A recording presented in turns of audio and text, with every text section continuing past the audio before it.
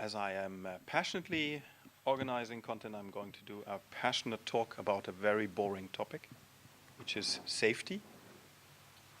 And but if you look at safety from Maslow's perspective, the pyramid, yeah, that's already the second step. So first you need food and drink, and if you have that, the next need, the next basic need already is safety or security.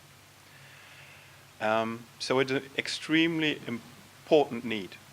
And if we look at how much time we spend working, like a third of our day usually, if you leave sleeping out as a pretty safe spot, hopefully, then it's half of our time that we spend at work. And then the question is, how safe are we at work actually? I have spent the past 10 years working on safety solutions or software to support safety at work. And I will use this today to make a case why Plone is an excellent solution for large and long-running projects. First, some facts. We have lost in 2008 43 billion euros in productivity by work incapacitation. That means people could not work because something happened at work. They were injured, they were in recovery. In relation, that is $49 billion or 5.5 trillion yen. Another statistics is that every 15 seconds some employee worldwide dies due to work-related accidents. Still, this is a number from last year. In Germany, we only have 638 deaths per year. If you compare that with traffic accident statistics, traffic accidents don't really matter. And we only, I say only, 638 because we have already 200-year tradition in workplace safety, which is not a common thing. So the core message is safety at work matters. It's a big thing, and if you can optimize something here, you are actually saving lives, you are saving health. You can do a lot. So the question is, where does it come from? Already in 1839, a guy called Friedrich Wilhelm III von Preußen invented it. And he's really, the picture is in his uniform, being a soldier, actually. So why should a soldier be interested in workplace health? Any ideas? Because where do you get your soldiers from? That's the young people, right? And if you have child labor, they are no good soldiers anymore because they are already used up. So that was a very selfish thing. He wanted an army, so he needed to make sure that the kids that will make his recruits are properly functioning. So he makes the first law against child labor. In 1884, another nice soldier guy we have in Germany, Bismarck, whom you also would not associate it with workers' concerns, does a similar thing out of the similar reasons, and he found these workers' compensation boards, which are very strong in Germany at least. And in 1974, Germany gets the law that we currently have on workplace safety, which is quite strict and also in great ways has inspired the European workspace safety rules. Why is that a thing? Why are doing people stuff like that? Actually, it's cheaper for the employer because the cost that you suffer from when your people are not working is much higher than the money you actually have to invest in creating workplace safety. Then, of course, the reason is we have to. Most of the companies do it because it's legislation. But studies have shown also that the whole company benefits because people participate and think about their workplace, and they are not only creating better workplaces, but also more efficient workplaces in the same approach. And then, of course, contracts may depend on it because your customers might require you to have workplace safety rules in place. So, who has to comply? In Europe, at least, it's European law, which applies to everybody there. But there are similar legislation in Japan and the US. Every company that produces something that potentially has machinery running with more than 10 people, service providers who mainly have workplaces from 30 people, and all the big companies do it. Not even close to all medium companies do it, and nearly no SMEs do it. This is actually punishable if you have several times not adhered to the resolutions and people get injured or even die. This is not just punishable by money, but you can actually go to jail for that. Interesting here is that this is not just a regulation that Europe has imposed on the companies, but they found also that they cannot really require small companies to do risk assessments all the time, because it can be really expensive, especially for the small ones. So they started supporting them. So how do you create safety at work? Basically by identifying whether you have a problem, evaluating it, and handling it. It's a very simple approach. For example, here, you could identify that it can happen that you have water on the floor. And if you have water on the floor, people can slip. And then you plan an action. For example, if somebody is cleaning the floor, then you have to put up some protection fences or these nice yellow stands that you often see. A bit more extreme example is, here we have a problem. There is a secured robot production plant, and somebody is doing maintenance, and somebody else outside doesn't know that there is somebody doing maintenance, and he just turns it on. Why is it off? I turn it on, and boom, you have a death. If you're really into this, you can Google for workplace accidents in YouTube, and you see movies that keep you from sleeping. Machines that just suck in people, and they have filmed that. It's really not a nice thing to see. But you can quite easily do something. You can just put a lock on that. If you do maintenance, first thing, lock on the toggle, and then you can do your maintenance, and people are informed that something is going on. So doing a risk assessment means you identify, you solve the problem, you train your people, you repeat and update. The problem here is that it creates a lot of paper, massive amounts of paper.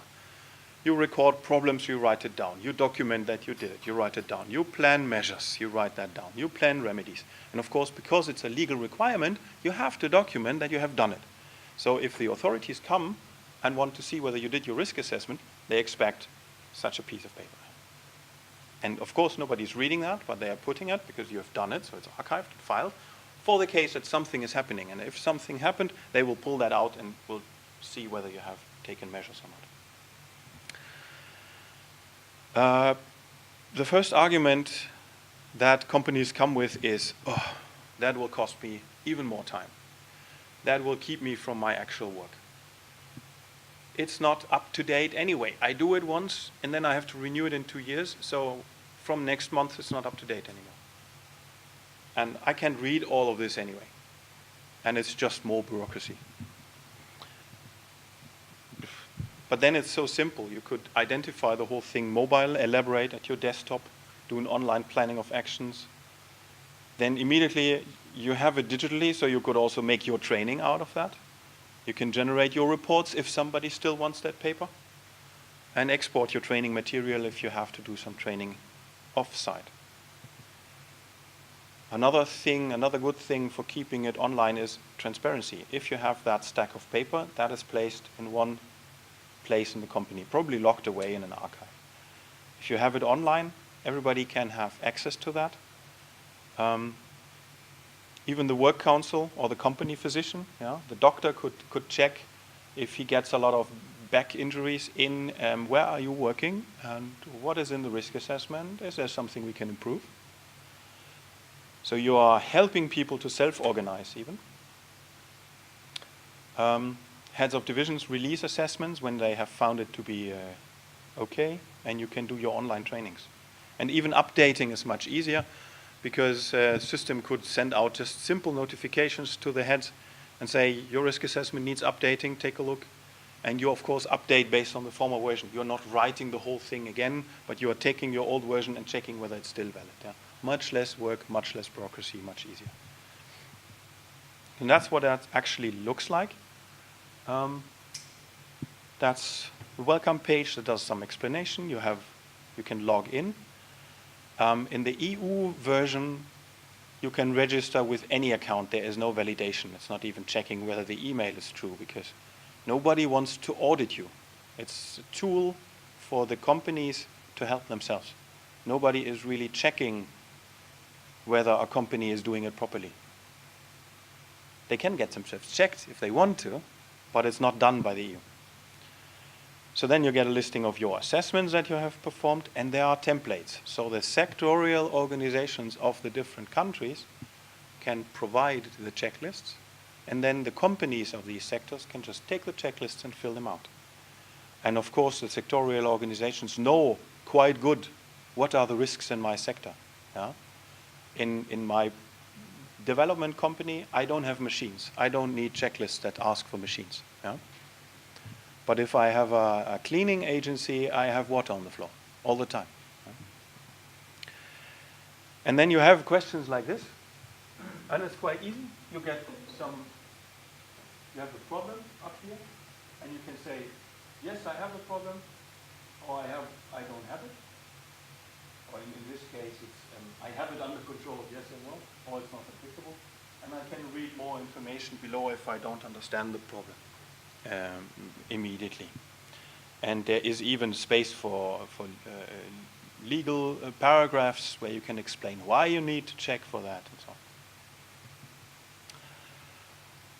If you have a problem, and problem is always no is the negative thing, then you can say, what is the priority of the risk? Or there are different evaluation mechanisms where you can say, how probable is it that this problem occurs, and how lethal is it? Yeah? Like if something is highly probable that it occurs, but the only thing that you get is a blue mark, yeah, you can prioritize it down. But if it happens seldomly, but you can die from it, then it's kind of automatically higher priority. So there's a calculation mechanism in it that helps you to prioritize. Here is the example. What is the chance of the risk occurring, small, medium, large, and how often are people exposed to that risk? Here is an example for legal and policy references. Why do you have to do this, or why do you have to check for that? You can even write your own comments in. And that's identification phase, identification and evaluation. So you go through your checklist, and after that you know all the problems that you're having. Once you have all your problems, once you have identified them, you can do your action plan. So you can write down what you're going to do about it. And that mainly means you describe the measures that you're going to take. If there's water on the floor, I'm going to buy these little yellow stands, and I'm going to train my staff to set it up when they start to clean, and to remove it when it's drying. So simple thing, description, specify actions, level of expertise needed, and who is responsible. And then you have actually fulfilled the legal requirements. It's about awareness raising. Yeah? You have checked it, and you have decided what to do about it. And then you have an action plan, and of course you can print the action plan. And you can export a report. And that is the paper that you need that is actually enough to be secure against prosecution. You have done your risk assessment. Of course, nobody can sue you for making a mistake in there. Yeah? You cannot really prevent that. But at least you have taken the step to analyze your situation. And by now, 15 countries in the EU are accepting such an online assessment as a valid replacement for the classical auditor that comes to your company and makes the assessment for you, which would cost you 20,000 euros at least.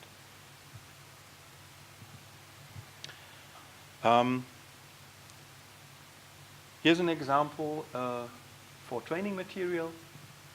When you have identified your risks, you actually have already all the information to make a training, because you have a description of your risk, of your problem. You know you have it.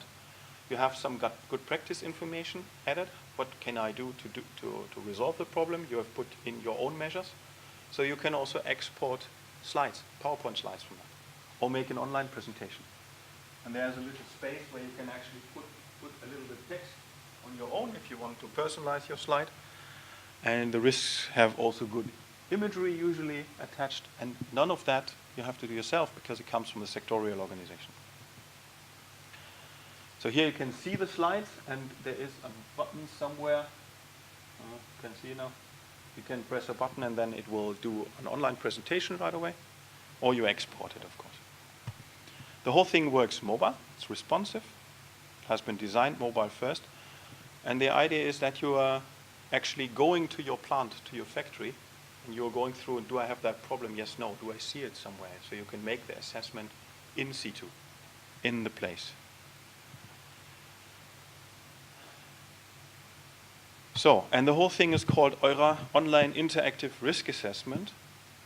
And now I come, that was a long introduction. Now I come to the point, what has that to do with Plone? What is my point with that talk? EURA runs on Plone 5.1. It has not always done that. It started with Plone 2. It uses dexterity. It was one of the first projects adopting dexterity and tiles back then. SQL Alchemy on Postgres.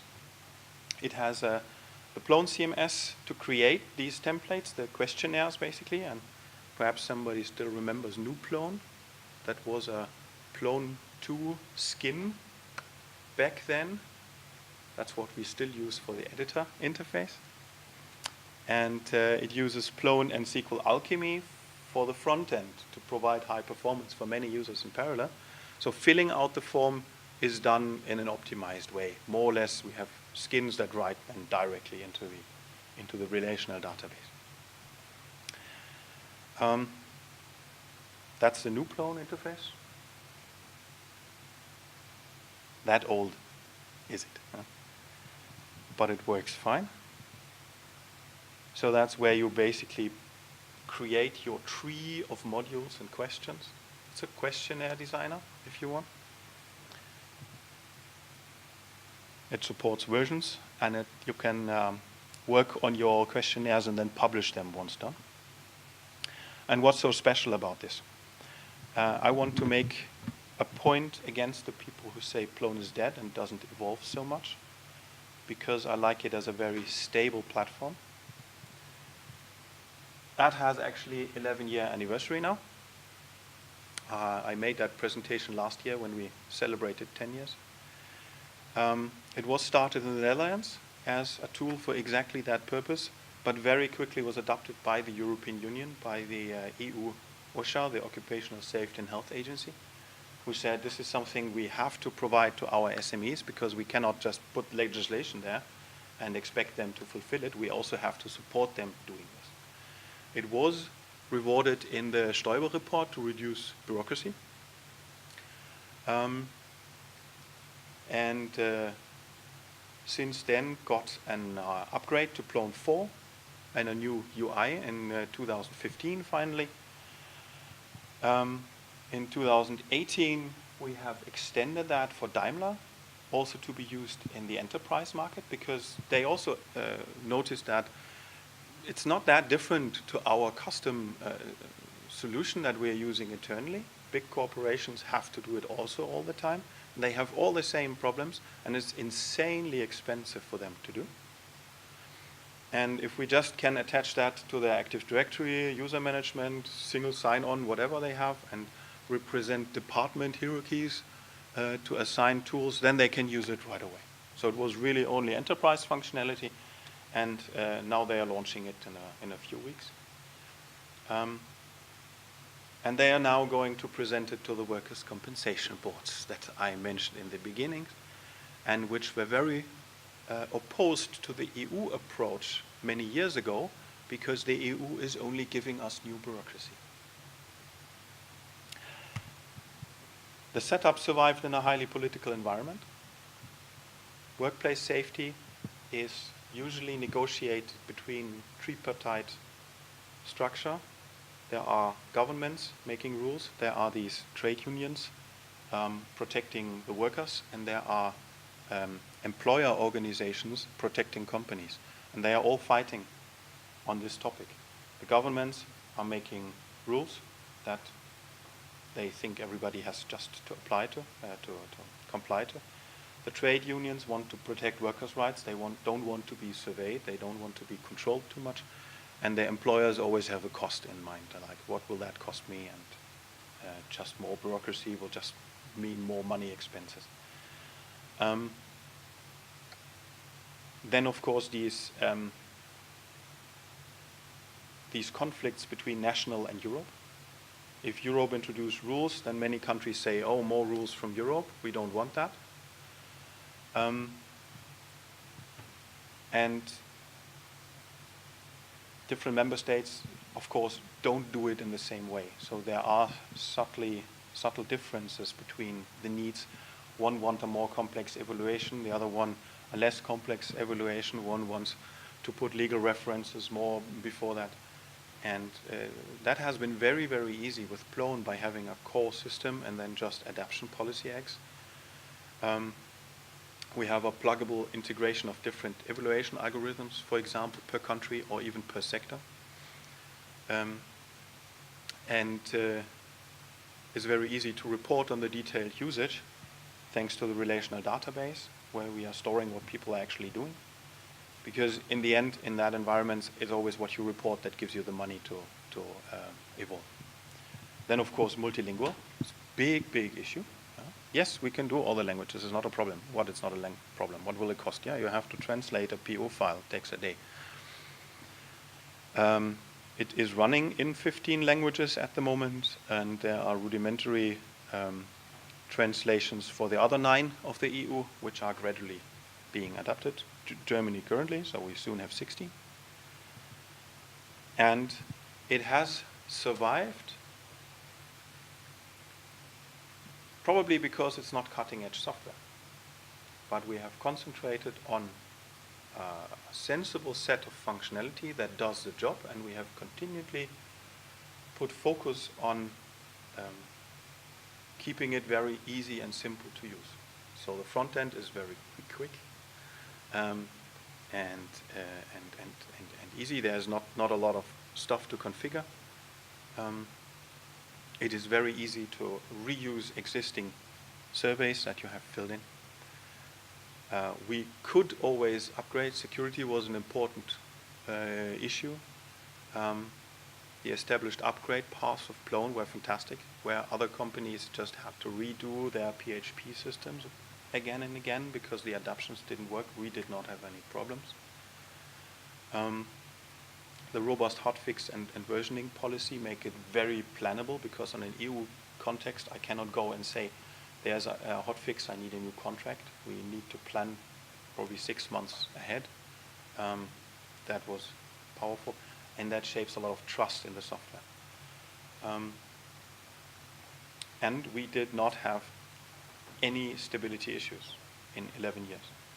No memory leaks, no crashes, no unmotivated restarts. A few of the really big institutes are using that.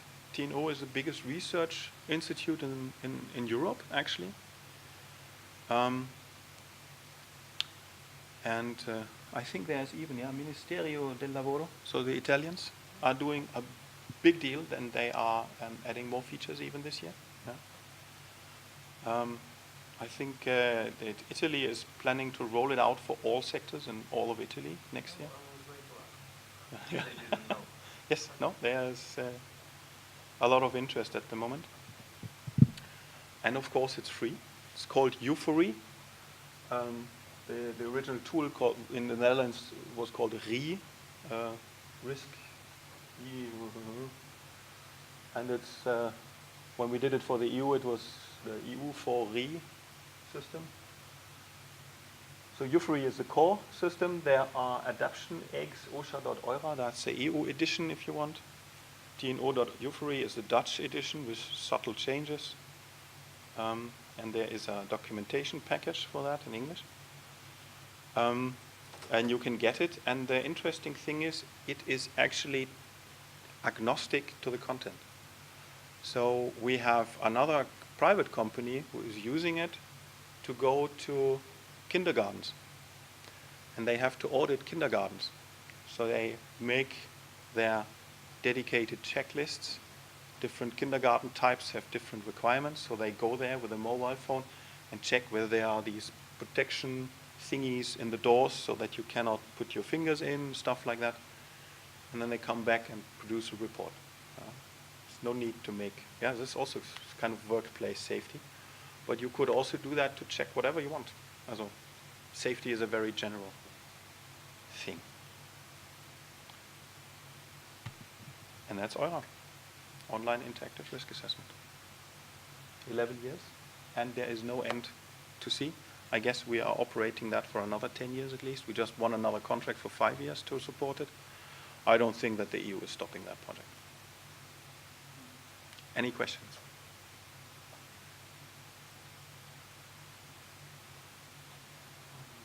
I have one. So you said there are 15 countries already accepting that. Is there a list of those countries somewhere? Yes, on euraproject.eu. That is the official site of EU OSHA, the Agency for Safety and Health at Work, and where they give you all the surrounding information on that project. And that is the presentation for the EU edition. And the EU edition is hosted by the EU, and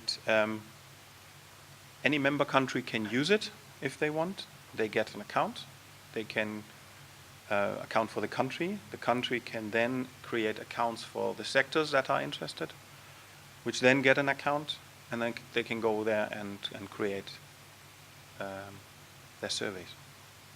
Yeah. Yes? Is it running on one service, or does every country has its own instance? We are actually serving it on one instance for the whole of Europe with a shitload of amount of surveys. I think we have 67,000 surveys on there, and it's one virtual machine. And how many active users? Good question.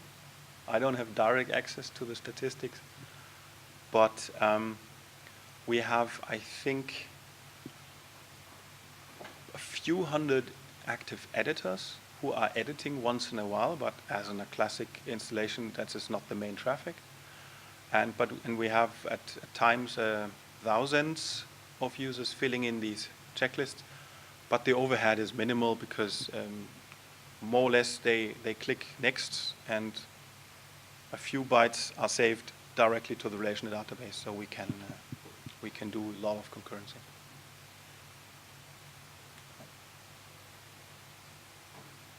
And it's old technology. And it is, by the way, now on Plone 5.1. So upgrades were never a problem.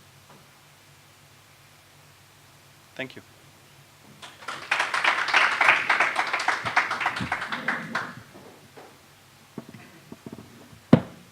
So now we go to the